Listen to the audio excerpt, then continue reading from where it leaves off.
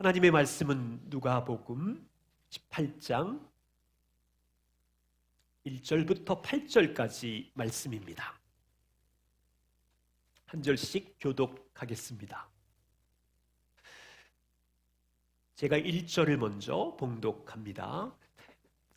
예수께서 그들에게 항상 기도하고 낙심하지 말아야 할 것을 비유로 말씀하여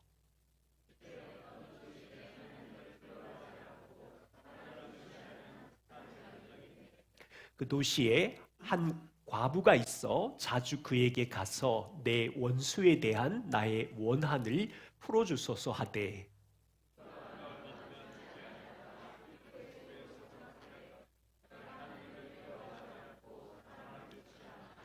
이 과부가 나를 번거롭게 하니 내가 그 원한을 풀어주리라. 그렇지 않으면 늘 와서 나를 괴롭게 하리라 하였느니라.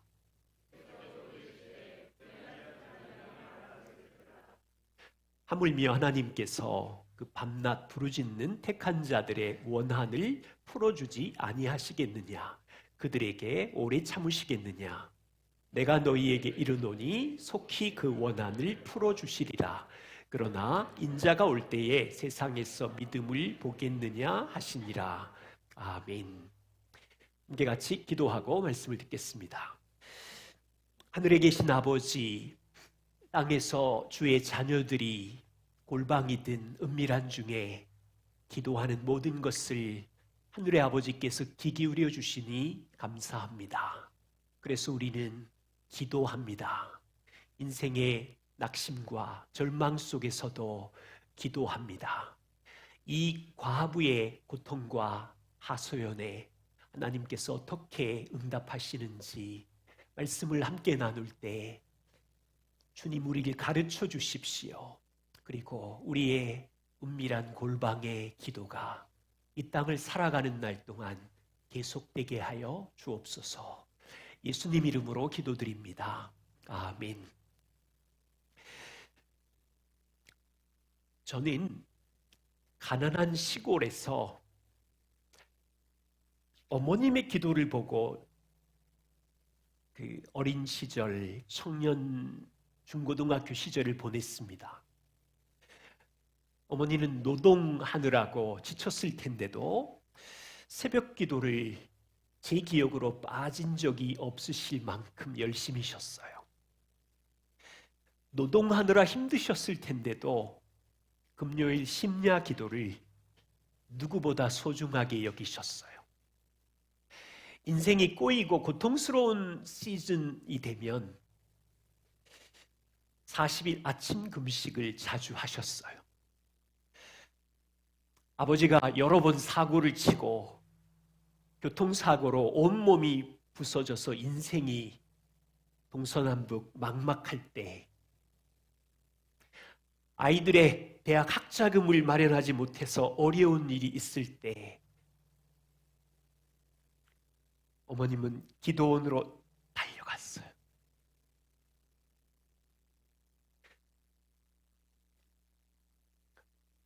어린 저의 마음에 어머님의 삶의 기도는 무기였어요.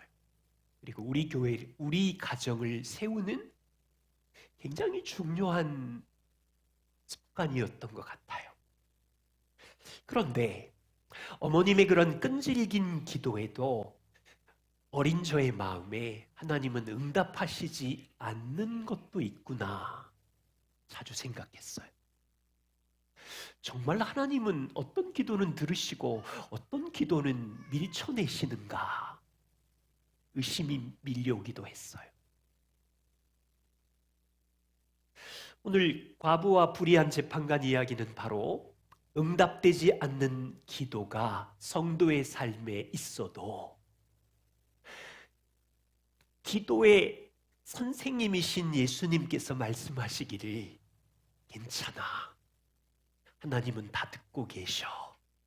낙심하지 말고 항상 기도해라. 가르쳐주고 계세요. 그래서 오늘 이 말씀을 보면서 이 비유의 목적이 무엇인지를 확인하려고 하고요. 그리고 과부와 불의한 재판관의 이 이야기의 의미를 예수님께서 어떻게 설명하시는지를 듣고 우리는 낙심하지 않고 항상 기도할 수 있다면 무슨 열매를 맺을 수 있는지 두 가지 정도 확인해 보려고 합니다. 그래서 우리 인생에 아무리 망가진 날이든 역사에 아무리 곤고한 날이든 이 기도의 자리를 사모하고 무릎을 꿇는 자녀이기를 소망하지요. 첫 번째입니다. 과부와 불의한 재판관의 비유를 여러 성도들이 오해합니다. 어떻게 해요? 응답될 때까지 끈질기게 기도하면 하나님은 들어주신다. 하늘아버지를 번거롭게 끈질기게 기도하면 아버지는 들으신다. 이렇게 오해하기도 합니다. 예수님은 오해하지 말라고 비유의 목적을 1절에 말씀하세요. 항상 기도하고 낙심하지 말아야 할 것을 위해서 이 비유를 설명합니다. 그래서 이 목적을 끝까지 붙잡고 계셔야 돼요. 특이한 것은 등장인물 과부인데요.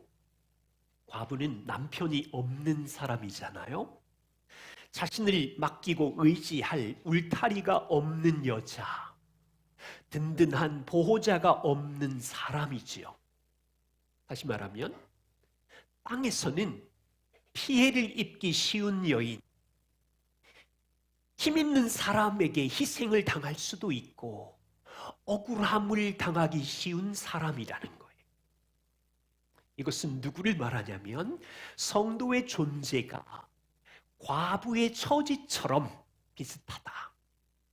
세상에서 의지할 것 없는 과부처럼 성도들도 땅의 사람들처럼 재물의 힘이나 명예나 사람을 의지하는 존재가 아니라 성도는 어떻습니까? 인생이 꼬이고 억울한 일을 당할 때 사람을 쫓아다니면서 해결해 달라고 말하는 것이 성도의 존재가 아니잖아요. 돈과 권력의 인간의 방법을 동원하는 것이 성도가 아니잖아요. 우린 과부처럼 연약하고 땅에서는 보호자 없는 힘없는 과부의 처지와 비슷하지만 하늘의 모든 어려움을 호소할 수 있는 아버지가 계시기에 인생의 환난에서 모든 무거운 짐과 도우심을 하늘 아버지에게 호소하는 존재, 과부와 같은 거예요. 성도들이 믿음으로 하나님께 기도하며 살아가지만 현실에 풀리지 않는 일로 우리 어떻습니까? 기도하다가 낙심하지요. 지치잖아요. 그래서 지치고 지치다가 하나님은 왜 애타게 이렇게 기도하는 걸 듣지 않으시는 걸까? 왜 나의 기도를 외면하시는 걸까? 답답함과 낙심이 밀려올 때가 있잖아요. 그래서 저와 우리는 냉소주의라는 이 마음을 조심해야 돼요. 일상기도, 폴 밀러의 일상기도라는 책에서 성도는 기도할 때 냉소주의는 기도의 무서운 적이다라고 이야기를 했어요. 한 예를 들었는데 폴 밀러에게는 6명의 자녀가 있었습니다. 그 중에 한 명의 딸은 자폐입니다. 중증 자폐를 앓고 있는 딸이 있었는데 온 가족이 하나님, 말 못하는 이 딸이 말이라도 할 수 있게 도와주세요라고 5년 동안을 간절히 기도를 했는데 5년이 지난 어느 날 언니 애슐리가 말하기를 아빠, 나 이제 더 이상 기도 안 해. 하나님은 듣지도 않고 응답하시지도 않잖아. 기도에 대한 이 냉소적 마음, 패배주의, 기도한다고 달라지나? 여러분들도 그렇죠. 내가 새벽 기도 해보고 금식 기도 해봤는데 소용이 없더라. 진심으로 드린 기도가 소용이 없어 응답되지 않아 라고 생각되면 사람 마음속에 아주 은밀하게 냉소주의가 스며들기 시작하고 기도해도 소용이 없다는 지겨운 패배감 때문에 하나님에 대한 기대도 사라져가는 거죠. 그래서 냉소주의 마음을 가지면 비판할 뿐이고 구경할 뿐이고 소망도 기대도 품지 않게 돼요. 조심할 것은 기도의 냉소주의에 빠지면 하나님의 선하심을 의심하게 되는 불신앙으로 확대되게 되고, 하나님은 내 인생의 사랑과 돌보심, 일하심을 의심하게 되는 기대 없는 잘못된 믿음으로 확대되어 간다고요. 예수님은 우리의 이 냉소적인 본성의 미련함을 아시고 기도하다가 낙심한 우리를 향하여 얘들아, 절대 그런 일은 없어. 하나님은 성도의 기도를 반드시 들으시고 응답하셔. 포기하지 마. 낙심하지 말고 항상 기도해. 그것을 격려하시려고 이 비유를 말씀하시는 거예요. 비유의 내용이 무엇인가요? 2절과 3절에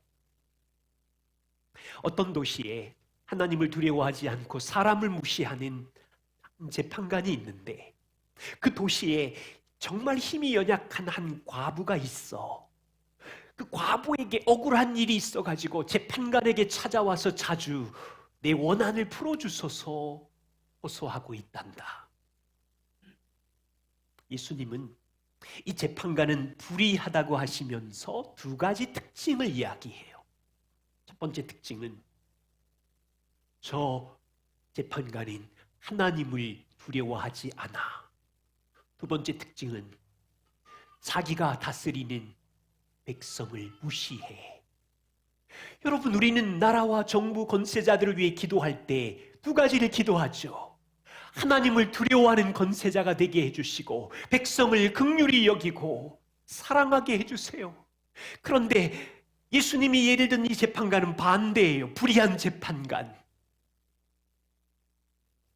도시에서 가장 힘이 없고 나약한 과부가 찾아왔는데 억울한 일을 도와주세요, 내 원한을 풀어주세요 라고 말하는데 재판관의 반응이 어떻습니까?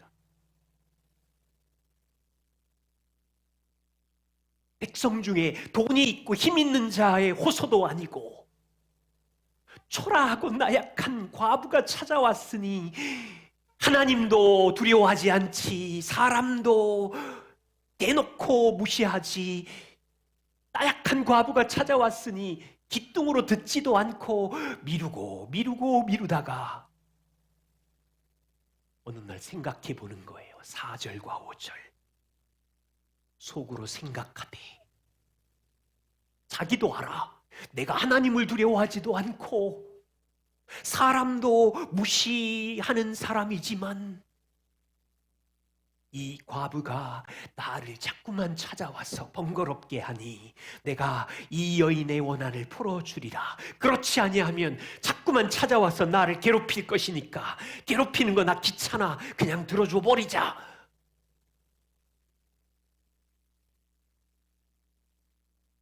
여기 생각할 게 있어요. 사람을 무시하는 재판관인데 왜 힘이 없는 과부가 자꾸 찾아온다고 요구를 들어줄까요?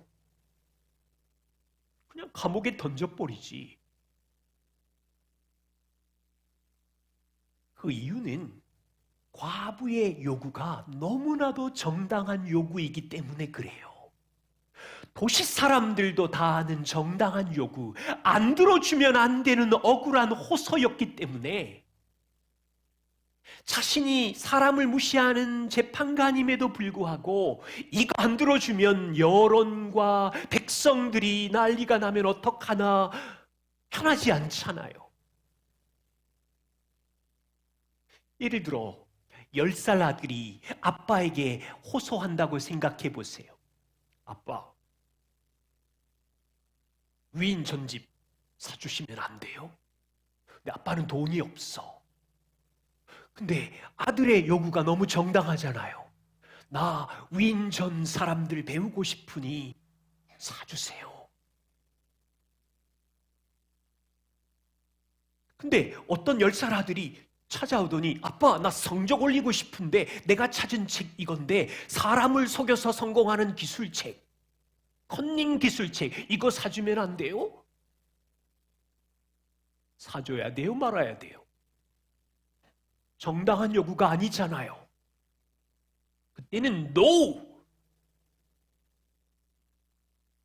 자, 이 비유의 전제를 이해하셔야 돼. 과부의 정당한 요구에 불의한 재판관이 응답한다면 성도들이 땅에서 정당한 요구, 하나님 뜻에 합당한 기도에 공의로우신 재판관 하나님은 모른 채 하시겠느냐? 하나님은 반드시 들으시고 응답하시는 분이다. 예수님께서 이 비유를 6절과 8절에 설명하세요. 이 불의한 재판관이 말한 것을 들어봐라. 하물며 하나님께서 밤낮 부르짖는 내가 택한 백성들의 억울함을 풀어주지 아니하겠느냐? 그에게 오래 참겠냐? 그냥 내버려두고 기다리겠느냐? 내가 너희에게 말하노니 속히 그 연약한 과부의 원한을 풀어주리라. 자, 대조를 해보세요. 땅에 있는 불의한 재판관과 하늘에 계신 공의로운 재판관을 대조해보세요. 도시에 있는 재판관은 불의합니다.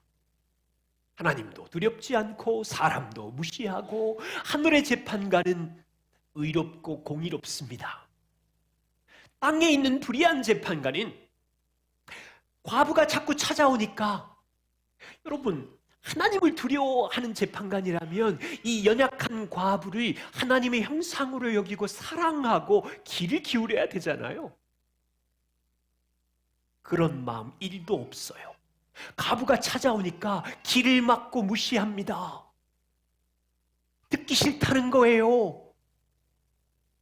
그런데 하늘에 계신 하나님은 어떻습니까? 자녀들이 찾아와서 무슨 하소연이든지 기도하면 기쁨으로 들으시고 품으시고 기뻐하시고, 또 하나, 과부와 재판관은 아무런 관계가 없어요. 친척도 아니고 아는 사람도 아니고. 하늘에 계신 하나님과 이 과부 성도는 무슨 관계입니까? 택한 백성, 하나님의 사랑을 입은 아들의 피로 구원받은 자녀. 이 비유에 등장하는 대조가 보이시나요? 지금 예수님은 제자들에게, 우리에게 하나님의 마음을 알려주고 계신 거예요. 땅에서 하나님을 두려워하지도 않고 사람을 무시하는 악한 재판관도 끊임없이 찾아와 호소하는 과부의 옳은 호소를 들어주었다면, 하물며 하나님은 너희를 사랑하고 너희를 택하셨고 너희를 긍휼히 여기는 하나님은 밤낮 부르짖는 내 백성의 억울한 정당한 요구를 들어주지 않겠느냐? 응답하지 않겠느냐? 절대 그런 일은 없어. 하나님의 마음을 전하고 있는 거예요.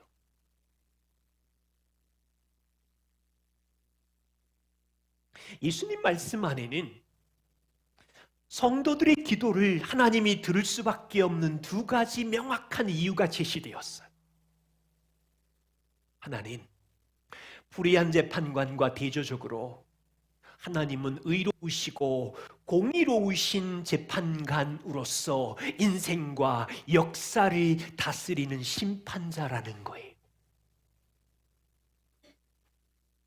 땅에 불의한 이 재판관은 과부의 억울함을 왜 들어주었을까요? 그 마음속에 약간의 남아있는 희미한 양심 때문에, 안 들어주면 괴롭힐 거니까, 약간의 희미하게 남아있는 양심 때문에 과부의 억울함을 들어주었다면, 하물며 하늘에 계신 의로운 재판관은 자녀의 억울한 호소를 들어주지 않겠니? 이게 말이 되니? 하나님은 불의를 그냥 내버려 두지 않으셔. 반드시 공의롭게 심판하실 거야. 너 그거 믿니? 두 번째 이유는요, 의로운 재판관은 너희의 아버지이기에 들어주시는 거야.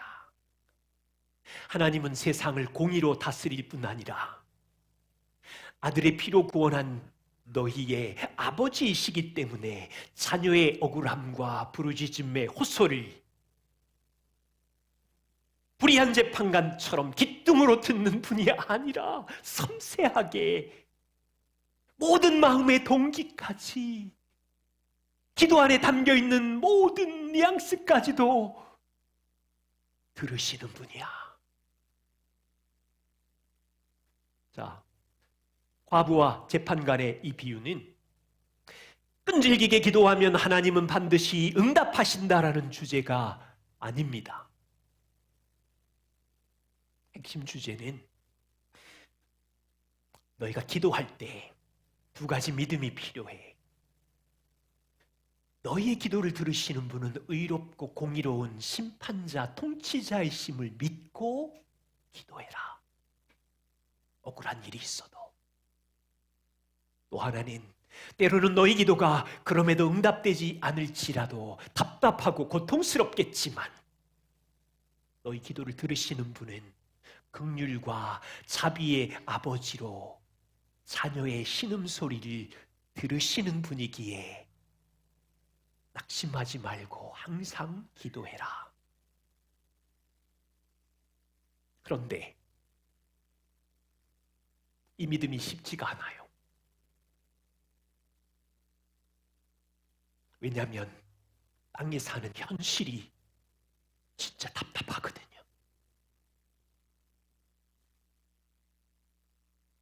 불의를 저질러도 잘 먹고 잘 살고, 사람을 무시해도 잘 나가고, 땅에 있는 동안 하나님의 의로운 통치가 없는 것 같은 것 때문에 하나님은 의로운 통치자이고 아버지라고 하시는데 이거 믿기가 어려운 거예요. 그래서 8절 예수님이 뭐라고 말씀하시냐면,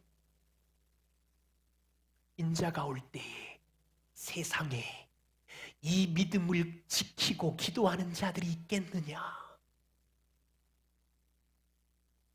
예수님이 재림하실 때까지 이러한 믿음, 의로운 통치자 하나님이 공의롭게 반드시 심판하실 것이며 자녀의 간구에 귀를 기울이는 아버지라는 이 믿음을 붙잡고 땅에 암흑을 인생의 골짜기의 통로를 통과하면서도 이 믿음을 붙잡고 낙심하지 않고 기도하는 사람들이 있겠느냐?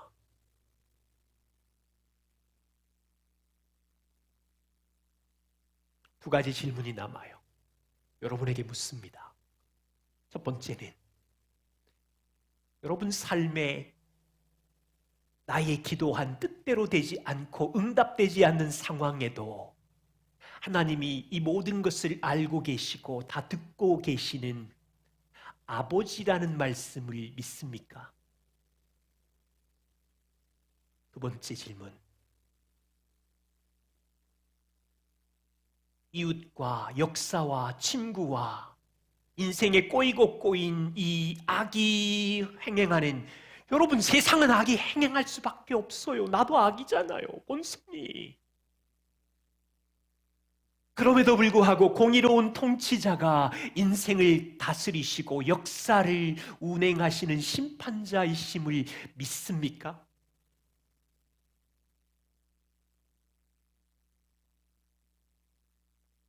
다시 말하면 우리가 기도한 대로 땅에서 응답해 주시지 않을 수도 있다는 사실을 받아들이십니까?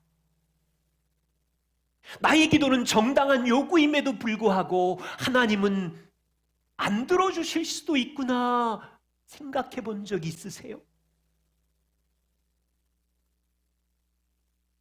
이유는 여러 가지일 수 있어요. 사람의 강팍한 죄성 때문에 그럴 수도 있고, 하나님의 시간표 때문에 나의 시간표랑 그분의 시간표가 달라서일 수도 있어요. 아브라함의 경우 75세에 고향과 친척과 아비집을 떠났는데 후손을 하늘에 별처럼 주겠다고 하셔놓고는 24년이 지나도록 한 명도 안 주셨어요. 아브라함의 시간표와 하나님의 시간표가 다른 거예요. 그러면 24년 동안 아브라함은 얼마나 낙심했겠어요. 이스라엘이 애굽에서 400년 동안 노예 생활로 할 때, 고통스러울 때, 그들은 400년 동안 하나님의 약속의 백성 가나안 땅을 약속으로 주리라는 걸 가지고 400년 동안 아브라함의 약속을 붙들고 기도했는데 그들은 얼마나 낙담했겠어요. 모세의 경우 이 백성을 데리고 가나안 땅으로 가라, 광야를 40년 동안 걸어가는 중에 눈앞에 가나안 땅이 보이는데 하나님은 모세야, 너는 여기까지야. 너는 들어갈 수 없을 거야. 들어가고 싶어요. 아니야, 너는 여기까지야.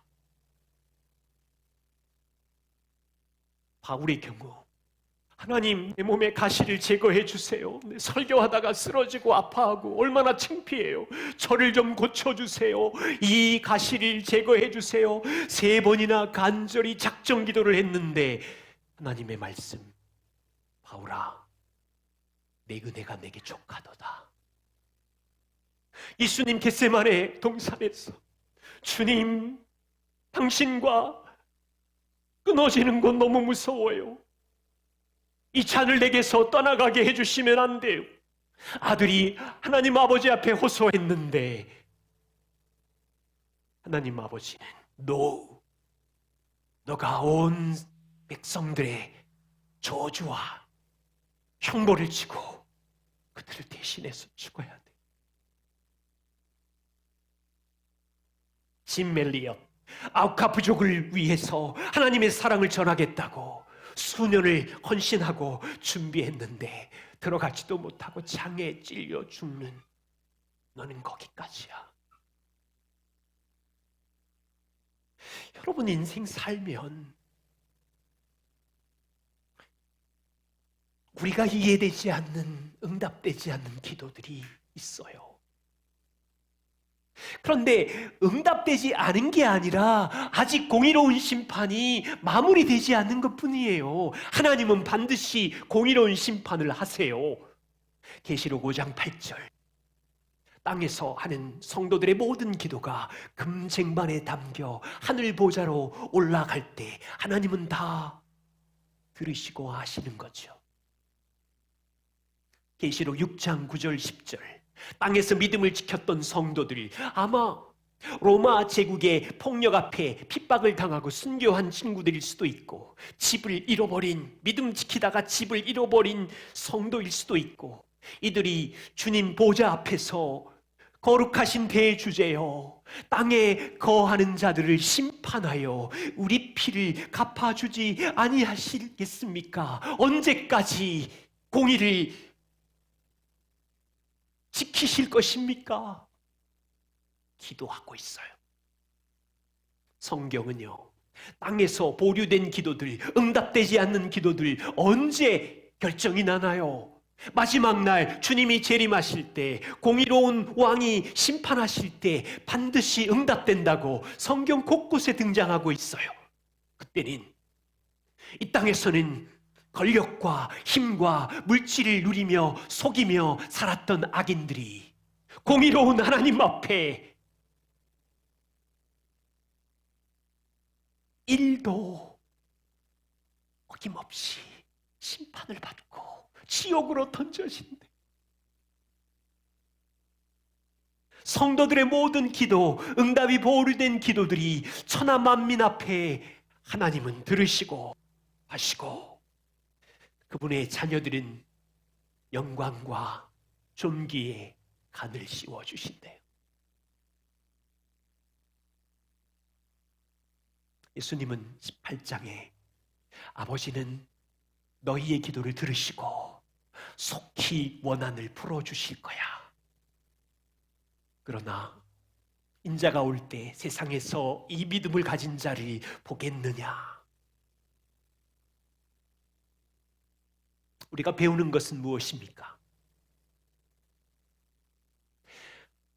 저와 우리가 땅에서 기도하는 모든 것이 응답되는 것만이 최고의 신앙생활은 아니구나. 동의하세요? 때로는 우리가 정당한 요구일지라도 많은 기도들은 응답되지 않을 수 있구나, 땅에서는. 그러나 공의의 하나님은 반드시 기도에 응답하실 것이기에 우리는 예수님의 가르침을 따라 기도의 자세를 배우는데, 기도 응답이 땅에서 예스라고 하시든지, 나의 시간표가 아니라 하나님의 시간표 때문에 나중에 응답될 수 있어 웨이트라고 하시든지, 또는 아니야 나 안 들어줄 거야 하나님이 노라고 하실지 아무것도 우리는 알 수 없지만, 기도하는 이유는 하나님이 나를 사랑하시고 나의 세밀한 신음소리에도 기도 소리에도 들으시기 때문에 기도할 수 있는 거고요. 또 하나는 지금 현실은 정말로 이해가 되지 않지만, 지금 내 지혜로는 다 이해할 수도 없지만, 하나님은 의로우신 공의의 재판장이시기에 인생과 역사를 주권적으로 통치하는 왕이심을 알기에 기도하는 거예요. 예수님은 이 자세를 가지라고 제자들에게 말하고 있어요. 마지막입니다. 우린 뭘 배울까요? 낙심하지 않고 항상 기도를 할 때 너무 아름다운 열매를 주셨는데 한 두 가지만 살펴보지요. 하나는 하나님을 전적으로 의존하는 열매들이 우리 인생에 자랍니다. 형통한 날은 감사하고 우리 뜻대로 응답되지 않는 날에도 냉소나 낙심으로 빠지지 않고 기도하게 되면 이 하나님을 전적으로 의존하는 열매를 맺히는데, 자, 잘 살펴보세요. 기도 응답이 안 될 때 우리는 둘 중에 하나를 선택합니다. 하나는 기도해도 소용없어, 냉소주의. 이게 확대되면 어디까지 간다고요? 하나님의 선하심에 대한 기대감이 없어요.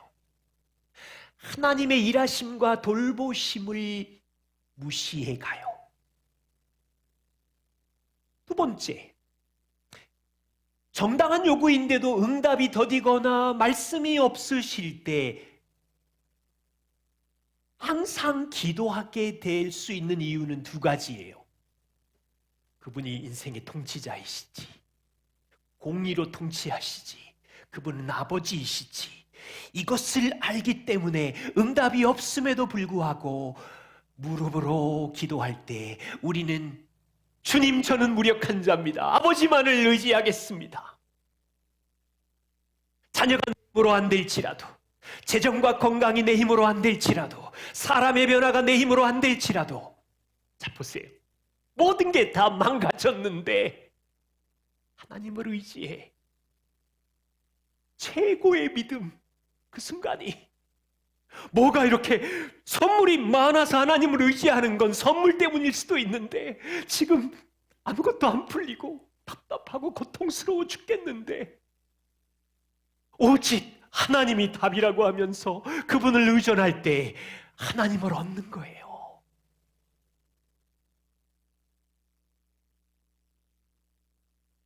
나 기도 안 해. 기도해도 소용없어.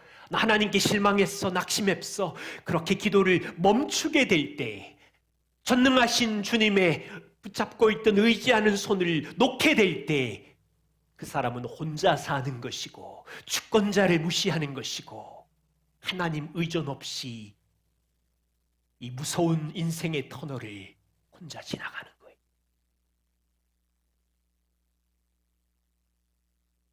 예를 하나 들어보죠. A라는 친구, B라는 친구가 함께 한 방을 썼어요. 그런데 A, B 친구가 서로 한마디도 안 하고 같이 있는데 하루가 아니라 일주일 동안 말을 안 해요. 한 달 동안 말을 안 해요. 가끔씩 A, B 친구는 쪽지를 주면서 너 쓰레기통 버려. 쪽지로 말을 해요. 참다 못해서 A라는 친구가 B라는 친구에게 입을 열고 우리 말 좀 하자. 이야기 좀 하자. 우리 룸메이트잖아. 그랬더니 상대 친구가 말하기를 나는 너랑 이야기해도 소용이 없어. 난 너에게 실망했어. 그래서 내가 입을 다물고 있는 거야. 여러분, 상대 존재를 무시하고 있잖아요. 함께 한 방을 사용하고 있는데 대화가 끊어졌어요. 서로에게 실망하는 것은 상대를 무시하는 무례한 행동이잖아요.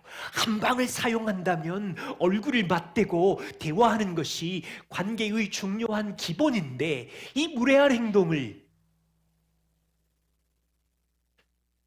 복음을 경험한 성도 여러분, 우리 인생의 룸메이트는 누구인가요?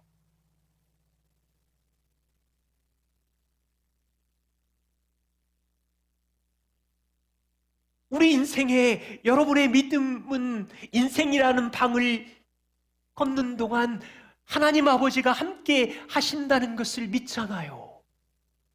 기도에 응답이 더디다고, 기도에 응답이 없다고 인생의 방의 동행자이신 통치자 하나님과 대화하는 기도를 거부하는 것은 선하신 하나님에 대한 무례한 행동인 거 아세요? 우리의 모든 기도를 긍휼과 자비와 사랑으로 듣고 계시는 아버지를 무시하는 행동인 거 아세요? 예수님은 이 인간의 본성의 약함을 아셨기에 간절하게 격려하는 거예요.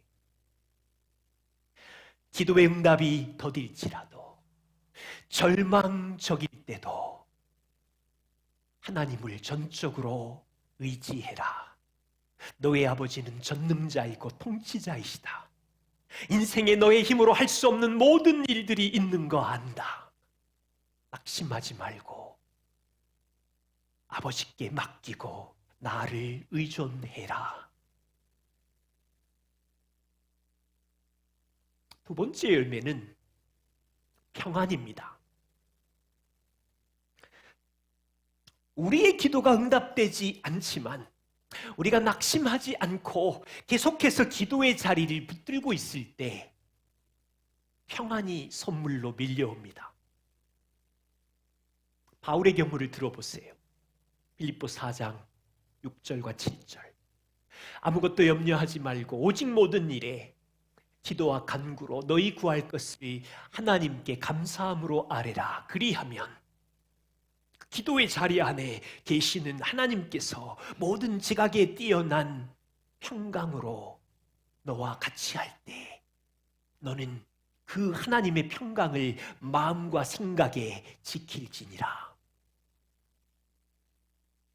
감옥에 있는 바울이 감옥 밖에 있는 교회의 안타까운 소식을 듣습니다. 빌립보 교회에 서로 하나 되지 못하는 아픔을 들어요. 빌립보 1장 보세요. 너희가 하나 되라, 하나 되라, 하나 되라 수도 없이 이야기해요. 갈라디아 성도들의 이야기를 듣습니다. 율법 교사들이 들어와서 잘못 가르쳐가지고 성도들이 막 뒤숭생숭 교리적인 문제로 신음합니다. 에베소 교회 소식을 듣습니다. 로마 제국의 핍박으로 성도들이 고난당하고 집을 빼앗긴다는 환란의 소식을 듣습니다.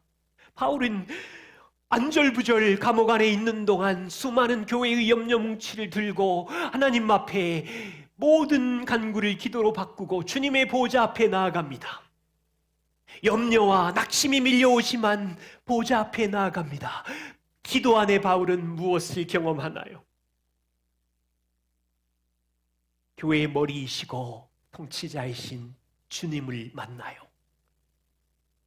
바울에게는 빌립보 교회의 염려가 100가지였고 갈라디아 교회의 염려가 100가지였고 에베소 교회의 염려가 100가지여서 짓눌려 죽을 것 같았는데 감옥 기퉁이 차가운 거기에서 교회의 통치자이신 그리스도를 만나보니 내가 가진 염려보다 하나님께서 그리스도께서 빌립보, 에베소, 갈라디아 교회를 향한 생각과 지혜와 일하심과 돌보심이 어마어마하다는 것을 알게 되면서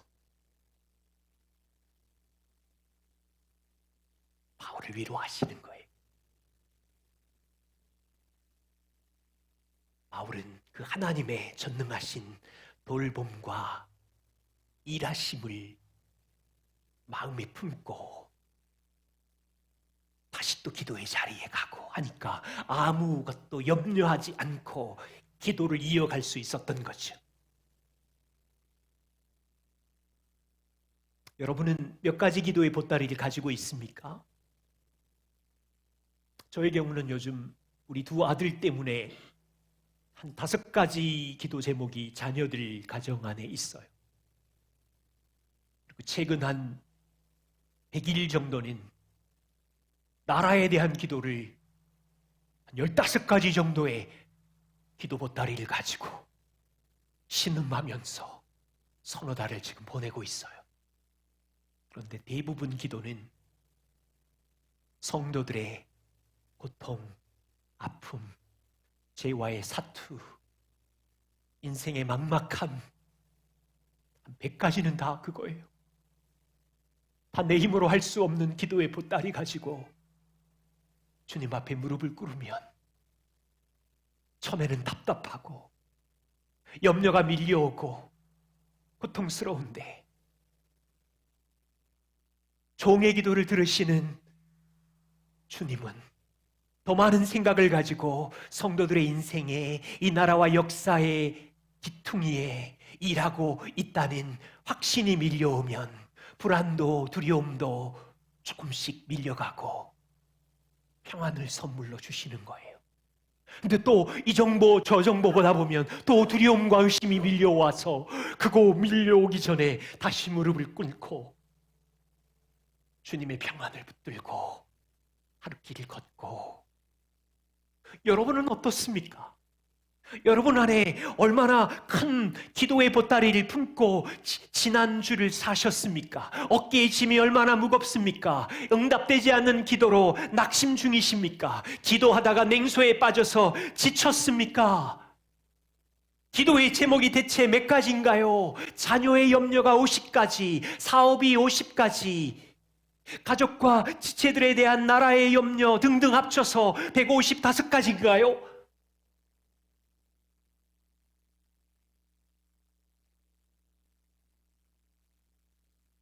주님이 우리에게 격려하고 계세요.